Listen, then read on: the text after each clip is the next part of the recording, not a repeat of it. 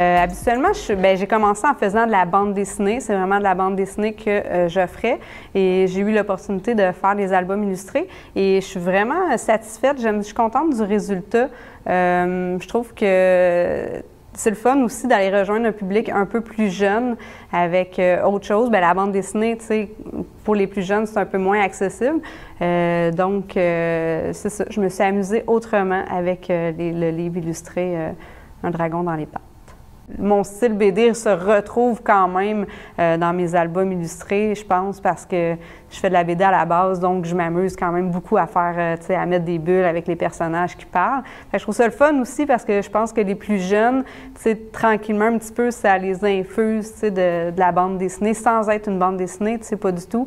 Mais je pense que le format, comment ça se lit, ça se sent quand même un peu l'arrière-scène, je pense, de bande dessinée.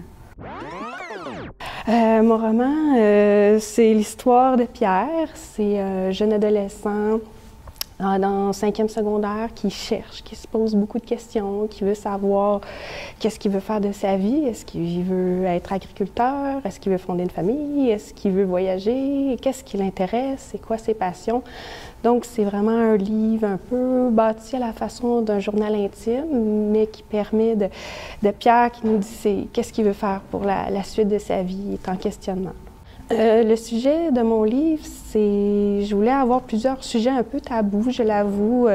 Il y avait le sujet un peu de l'agriculture, des choses que souvent qu'on ne retrouve pas dans la littérature jeunesse. J'ai même fait beaucoup de recherches, puis souvent, quand on voit des livres sur l'agriculture, ça parle souvent de poneys, de chevaux. Les vaches ne sont pas vraiment présentes. On ne voit pas beaucoup le métier d'agriculteur mis de l'avant pour briller. Souvent, il y a même beaucoup de préjugés qui sont rattachés à ce métier-là.